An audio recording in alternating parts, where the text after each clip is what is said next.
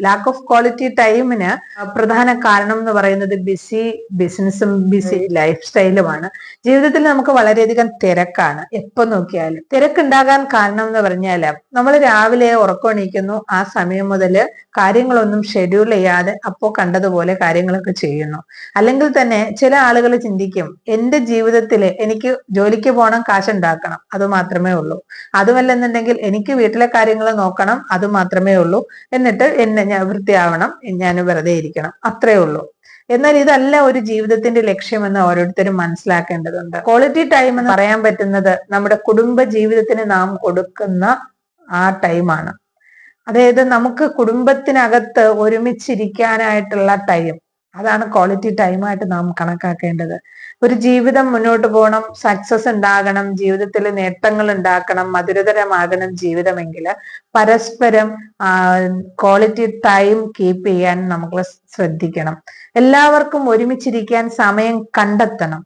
ആഴ്ചയിൽ ഒരു ദിവസമെങ്കിലും ഫാമിലിക്ക് വേണ്ടിയിട്ട് നമ്മൾ മാറ്റി വെക്കണം.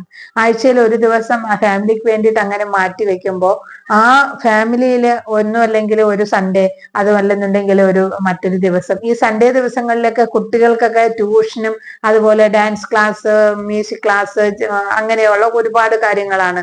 കുട്ടികളെ അങ്ങനെ അവർ ബിസിയാക്കി വെക്കും അച്ഛനമ്മമാര്. എന്നിട്ട് അച്ഛനമ്മമാർക്ക് അന്ന് മറ്റെന്തെങ്കിലും തരത്തിൽ ബിസി ആയിരിക്കും.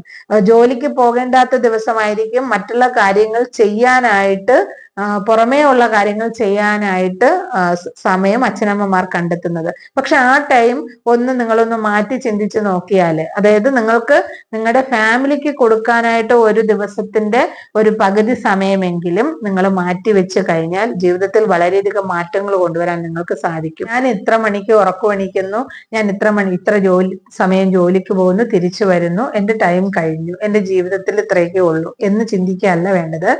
നമ്മുടെ ജീവിതത്തിൽ അടുക്കും ചിട്ടയായിട്ട് മുന്നോട്ട് പോകാനും ആഴ്ചയിൽ ഒരു ദിവസമെങ്കിലും ഫാമിലിയുമായിട്ട് ഒന്ന് ടൈം സ്പെൻഡ് ചെയ്യാനും നമ്മൾ നോക്കണം. അതല്ലെങ്കിൽ എല്ലാ ദിവസവും ഫാമിലിയുമായിട്ട് കുറച്ച് സമയം സ്പെൻഡ് ചെയ്യാനായിട്ട് നമ്മൾ ടൈം കണ്ടെത്തണം.